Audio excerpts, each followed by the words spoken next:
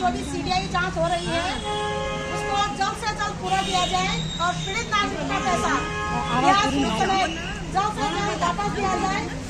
साथियों, ये बेहद चिंताजनक बात है कि हमारे सरकारों ने सिर्फ हमें सीबीआई का झुंझुना पकड़ाया हुआ है। उनकी तरफ से कोई भी आधिकारिक बयान अभी तक पीड़ित नागरिकों के लिए नहीं आया, किसी भी प्रकार का आश्वासन पीड़ित नागरिक के लिए नहीं आया। आप लोगों की जानकारी के लिए बता देना चाहूंगी कि एलयूसीसी के मामले में जो आईपीएस ऑफिसर हमारे लोकेश सर इस मामले में जांच कर रहे थे, आज वो भी किसी मामले में दोषी पाए गए हैं।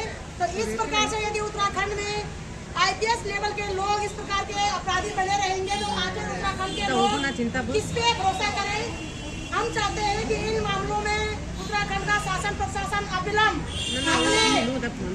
जो भी उनके वो वक्तव्य है वो जारी करें। उत्तराखंड वासियों को बताएं कि हम लोग अपने पीड़ा को लेकर के, अपने दुख को लेकर के किसके पास जाएं। किस प्रकार से हमारी माँ बहन बेटी को यहाँ पे कम से कम 270 दिन पूरे हो चुके हैं, समथिंग 9 महीने पूरे होने का आए हैं। अभी तक ना हमारे राज्य सरकार द्वारा और ना ही केंद्र सरकार द्वारा किसी भी प्रकार का आश्वासन दिया गया। ये बेहद ही चिंताजनक बात है कि सरकारों के नाक के नीचे बिना रेट दे के 37 ब्रांचें खुल जाती हैं, 50 अरब से भी ज्यादा घोटाला हो जाता है, 25 लाख लोग इस घोटाले का शिकार हो जाते हैं और शासन प्रशासन के कान में जू तक नहीं रेंगता है। अभी हमारी एक बहन यहाँ पे कह रही थी कि हम पे बोला चालान आ रखा है 3500 रुपए। आम जनता को लूटने के लिए वो बहन बहुत गरीब है, उनके पास किसी भी प्रकार का रोजगार नहीं है। आम जनता को लूटने के लिए सरकारों ने कैमरे लगा रखे हैं, उन पर चालान घर भेजा जा रहा है। लेकिन जो बदतमीज एलयूसीसी नामक जो सोसाइटी हमारे लोगों का 50 अरब से ऊपर रुपए ठग कर ले गई, आखिर सरकार ने इनको क्यों नहीं रोका। आम जनता के खून बचने को लूटने के लिए सरकार जिधर किधर कैमरा लगाती है, चालान काटती है, लेकिन जो जनता का खून बचने का पैसा अरबों खरबों रुपए लूट कर ले गया, उस पर कोई भी कार्रवाई क्यों नहीं होती। क्या सरकारों की जनता के प्रति कोई जवाबदेही नहीं है? यदि नहीं है तो हम सरकार से कहना चाहेंगे कि आप आज अभी अविलंब पद से त्याग कर दीजिएगा। हमें नहीं है ऐसे भ्रष्ट अधिकारियों की जरूरत, ऐसे निकम्मे सरकारों की जरूरत। यहाँ पे हमारी विभिन्न माताएं बहनें आई हैं, मैं सबसे कहना चाहूंगी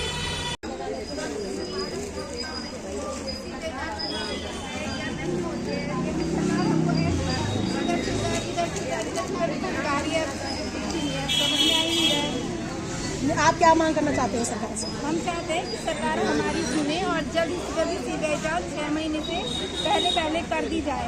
सरकार हमारा भुगतान बहुत जल्द कर दी, क्योंकि लोगों ने बहुत परेशान कर दिया। कस्टमर अब घरों में आ रहे हैं, फोन कर रहे हैं। अब हम भी क्या करें, हम कस्टमर को समझाने के लिए भी अब बहुत मुश्किल हो रहा है। सीबीआई जांच 6 महीने पहले देना संस्कृति यानी कि जुलाई में दिए, जो 6 महीने ऑलरेडी हो चुके हैं। तो आप क्या चाहते हैं कि भाई सरकार कब तक इस सीबीआई जांच पूरी करे? लास्ट तक पूरी कर दे, क्योंकि 6 महीने कम नहीं होते हैं। पहले तो साल भर कम नहीं होता है, फिर सीबीआई जांच को करने के लिए 6 महीने हो चुके हैं। 6 महीने बाद में अब दिसंबर लग गया। हम चाहते हैं कि दिसंबर लास्ट तक भी मंत्री ने, संतरी ने, किसी भी अधिकारी ने, चाहे वो शासनिक अधिकारी हो चाहे प्रशासनिक अधिकारी हो, कोई भी ठोस वक्तव्य और आश्वासन नहीं दिया आप लोगों को। इस संदर्भ में आपका क्या कहना है? कुछ भी नहीं कहा। हम जिसके पास भी जाते हैं वो यही कहते हैं, अगर कोई भी किसी भी चीज़ के उद्घाटन के लिए जाते हैं, हम उनसे मिलने जाते हैं, अगर हम बोलते हैं कि आप प्लीज मीडिया के सामने इस बात को बोले कि एलयूसीसी का मामला जो है वो सीबीआई जांच हो रहा है, लेकिन कोई भी सरकार ये मीडिया के सामने बोल ही नहीं रही है। लेकिन ये पता नहीं क्यों नहीं बोल पा रहे हैं, पता नहीं सरकार के लोग इसमें मिले हुए हैं, सरकार जानती है कि कौन लोग इसमें मिले हुए हैं, इसलिए वो नहीं बोल पा रही जनता के बीच में। पता नहीं क्या है, लेकिन मीडिया के सामने नहीं बोल रही है सरकार कि सीबीआई जांच बैठी हुई है। एक बार धामी जी ने बोला था बस, उसके बाद हमने धन सिंह रावत जी से भी बोला था कि आप मीडिया में बोले। जब वो यहाँ आए थे हम उनसे मिले थे, हमने कहा था आज वो यहाँ आए थे, चौराहा आए थे, तो उनका कुछ था प्रोग्राम था, तो हमने कहा था कि मीडिया के सामने आप बोलो कि सीबीआई जांच बैठी हुई है, लोगों को तंग। लेकिन धन सिंह रावत जी ने कुछ नहीं बोला, उन्होंने इस बारे में बोला ही नहीं। वो जनता के प्रति अपनी रिस्पॉन्सिबिलिटी बिल्कुल नहीं निभाते हैं। अपने आप हमारे जो सहकारिता मंत्री हैं वो शिक्षा मंत्री भी है, स्वास्थ्य मंत्री भी है। हमारे उत्तराखंड में शिक्षा, स्वास्थ्य और सहकारिता का हालत चौपट हो रखे हैं और अपनी वो कोठी बना रहे हैं। उनका पिछले 5-6 सालों में 9 गुना संपत्ति बढ़ चुकी है। तो क्या ये हमारे ही पैसे हो सकते हैं? मैं तो क्योंकि जिस प्रकार से हमारा शासन प्रशासन जवाब नहीं दे रहा है, जनता के प्रति अपनी जवाबदेही तय नहीं कर रहा है, तो इस मामले में आपका क्या कहना है कि हमारे धन सिंह भाई की दिन दुगनी रात चौगनी संपत्ति कैसे बढ़ी? क्या पता, हो सकता है हमारा ही पैसा हो, क्योंकि हम ये पूरा भी नहीं बोल सकते ना कि हमारे, लेकिन क्या पता हो सकता है। बिल्कुल साल भर में मैंने सुना है कि श्रीनगर में उन्होंने वो बनाया अपना क्या बोलते हैं हॉस्टल बनाया है साल भर। बिल्कुल, अब क्या पता साल भर में ये हमारे पैसे में 1 साल तो LIC कंपनी को भागे भी हो चुका है। बिल्कुल। तो इसी संदर्भ में मैं अपनी बहन उर्मिला से पूछना, लगातार सरकार से पैसों का अपने भुगतान की मांग कर रही हो, लेकिन सरकार के कानों में क्यों नहीं दे रहे हैं, चाहे वो हमारी राज्य सरकार हो चाहे केंद्र सरकार हो, और चाहे हमारे गढ़वाल सांसद हो या हमारे श्रीनगर के विधायक महोदय जी हो। इस संदर्भ में आपका क्या कहना है? मैं बोलने लायक हूँ, मैं इतनी भावुक हूँ, इतनी परेशान हूँ, बोलने लायक ही नहीं। यहाँ पे हमारे माँ बहन बेटियाँ रो रहे हैं। ये आंसू सरकार के नाकामी के कारण है, सरकार के निकम्मेपन के कारण है। यहाँ पे मैं अपनी बड़ी बहन लक्ष्मी दी से भुगतान को लेकर के, और जिस प्रकार से हमारी सरकार का निष्ठुर रवैया है हमारे प्रति, खासकर उनका जिनको हमने वोट दिया, इस संदर्भ में आपका क्या कहना है? कम से कम वो यहाँ पे हमें आश्वासन देने के लिए तो आ ही सकते थे। इस संदर्भ में आपका क्या कहना है? आज 1 साल हो गए हैं, 1 साल से हम लगातार प्रदर्शन पे यहाँ पर बैठे हुए हैं, लेकिन किसी भी विधायक से सांसद या कोई भी ये जो हमारे उम्मीदवार हैं, पार्षद हैं, कोई किसी ने हमारी कोई बात नहीं सुनी। जगह जगह जाकर हमने ज्ञापन दिए हैं, ऐसी कोई भी जगह नहीं है जहाँ हमने अपना ज्ञापन नहीं दिया, लेकिन कोई हमारे सुनने के लिए तैयार नहीं है। और क्या बोलना है, ये तो आपके सम्मुख रिजल्ट है। प्रत्येक दिन कोई ना कोई बहन रो रही है, हर किसी को परेशानी किया जा रहा है। तो हम भी बहुत परेशान हैं, और शासन प्रशासन से तो हमें ये समझ सकता है कि शायद जीवित होगी तो कुछ करती, लेकिन ये जीव है कुछ सुनने के लिए तैयार नहीं है। तो समझ में हमें भी नहीं आ रहा है कि हम गुहार लगाएं तो लगाएं कहाँ। तो क्या बोलूँ, यहाँ पे हमारी बहनें, शासन प्रशासन की नैतिक जिम्मेदारी है कि हमारे प्रॉब्लम को सॉल्व करें, लेकिन जिस प्रकार से पिछले 1 सालों से शासन प्रशासन ने जो निष्क्रियता दिखाई हमारे प्रति, जो लापरवाही दिखाई, जो अनसुना अनदेखा हमको किया, तो इस संदर्भ में आपका क्या कहना है? मेरा तो यही कहना है कि जब वो सत्ता में बैठे हुए हैं, जब उनके ऊपर दम नहीं है तो फिर हम औरों के लिए क्या बोले? बिल्कुल भाई, उनको जरूर इस चीज़ को संज्ञान में लेना चाहिए। और जो मातृशक्तियाँ आज रो रही हैं, रोने का मतलब ये नहीं है कि हम लोग कमज़ोर हैं, रोने का मतलब ये है कि हम ईमानदार थे, ईमानदार हैं और ईमानदार रहेंगे, क्योंकि उन्होंने बहुत अपने भोलेपन से ईमानदारी से काम किया है। और जिस कंपनी को उन्होंने पैसा दिया है, उन्होंने ये नहीं बोला था कि हम फ्रॉड हैं, उन्होंने ये बोला था कि हम सहकारिता मंत्रालय से जुड़े हुए हैं, एग्रीकल्चर से जुड़ा हुआ है। लेकिन आज हमारे सहकारिता मंत्रालय मंत्री जी कहाँ है, उनका पता ही नहीं है। और जगह जगह जाके उनके जो लोग हैं बोलते हैं कि आप उन्हें गाली दे रहे हैं। जब हम उन्हें गाली दे रहे हैं तो गाली देने का रीज़न भी तो उन्हीं को पता होना चाहिए। अगर कोई हमें बुरा बोल रहा है तो उसका रीज़न भी हमें पता होना चाहिए कि कोई हमें अगर बुरा बोल भी रहा है तो क्या वजह हो सकती है इसकी। उसके लिए वो हमारे सामने आते हैं कि आप मुझे बुरा भला मांगते हैं, ताकि हमें भी लगे कि जो हमारी सरकारें हैं, हमारे मंत्री संतरी जो भी हैं, ये मतलब हमसे प्रेम करते हैं और अपने एक भावना रखते हैं कि हमारी मातृशक्ति है। बाकी नहीं तो ये तो इनको देख के तो ऐसा लग रहा है कि सिर्फ हम इनके लिए एक वोट देने की मशीन है, और वोट देने तक ही हम इनके लिए मतलब एक वो रखते हैं कि ये हमारी वोट देने के लिए है। बाकी इनके लिए हम कुछ मायने नहीं रखते। ये आज पता चल रहा है। और मैं एक चीज़ भी बोलना चाहूँ, जो भी होता है अच्छे के लिए होता है। आज हमने अपने सरकार को भी पहचाना है, अपने मंत्रियों को भी पहचाना है। कई लोगों की गलतफहमियां आज दूर भी हुई होंगी कि मंत्री संतरी किसी के नहीं होते अपने परिवार के अलावा।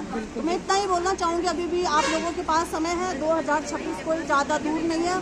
तो अगर आप लोग चाहते हैं 2027 में कि आप लोगों का अच्छा परफॉर्म मिले, या आप लोग अच्छा अपने आप को अच्छा बताने का प्रयास कर सकते हैं, तो अभी आपके पास टाइम है। आप आएँ यहाँ पे और हमें आश्वासन दें कि भाई आपका जांच चल रही है, नहीं चल रही है। सीधा जाओ तो पेपर में दिखाने के लिए कोई भी दे सकता है, लेकिन हमें कोई ऐसा प्रूफ नहीं मिला कि आप चल रही आ जाए कोई वीडियो, कोई किसी के माध्यम से अगर आ जाए कि हाँ देखो इतने लोगों की हमने संपत्ति कुल करी है, जिनके भी नाम भी उन्होंने लिए हैं उनकी तक भी सच्चाई नहीं, क्योंकि नाम लेने का मतलब होती है इन लोगों को थोड़ा सा हमने राहत दे बिल्कुल नाम भूल कर लिया जा रहा है, जिसका कोई मतलब ही नहीं। नाम भी उन्हीं का ही दे रखा उन्होंने, जो ब्रांच मैनेजर थे वो भी वैसे पीड़ित है जैसे हमें बिल्कुल साथ तो वो भी दे रहे हैं हमारा। तो ये नाम तो सिर्फ उनका लेने का मतलब यही है कि तब पता था कि पैसा कहाँ जा रहा है, क्या जा रहा है। ये तो हमारे सरकार की भी जिम्मेदारी बनती थी ना कि पैसा कहाँ जा रहा है, कैश में पैसा जा रहा है। ऐसा तो है नहीं कि ऑनलाइन जा रहा है, ऑनलाइन जाते तो सरकार को हमारे पास पूरा डेटा रहता है, तो कैश में हमारे लिए बाहर विदेश में पैसा जाता है, पूरी चेकिंग होती है। ऐसे नहीं कि एयरपोर्ट पे सारी चीज़ें फॉर्मेलिटी बहुत बारीकी से वहाँ पे देखी जाती हैं, तो तब कहाँ थे हमारे सरकार पुलिसकर्मी। बिल्कुल बहन, यहाँ पे आपने सही सवाल उठाया, क्योंकि अगर वो हमारे ब्रांच मैनेजर दोषी है तो सवाल यह है कि उनको वो जितनी भी ब्रांचें खुली उसका लाइसेंस किसने दिया। ये सवाल मतलब लाइसेंस किसने दिया, जिसने लाइसेंस दिया उसको भी पकड़ो, है ना। बिना लाइसेंस दिए वो तो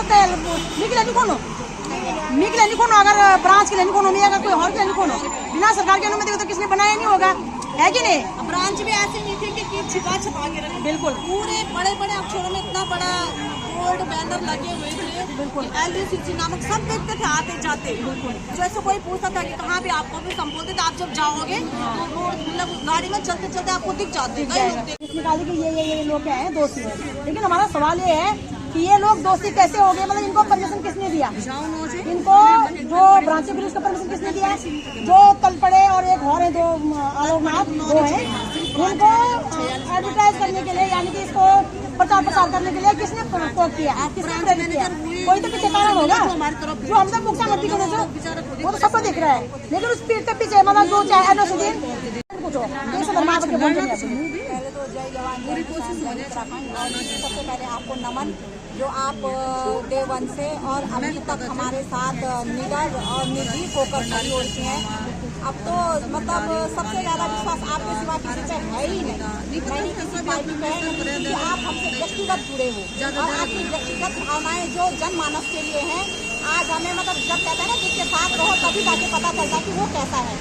तो आपकी जो भावना और निस्वार्थ भावना निस्वार्थ जो प्रेरणा आपने हमको दी है कि एक महिला होने के नाते, सबसे पहले एक महिला होने के नाते महिला का दुख समझना बहुत बड़ी बात है, क्योंकि आजकल एक महिला ही दूसरी महिला की सबसे पहले टांग खींचती है ना।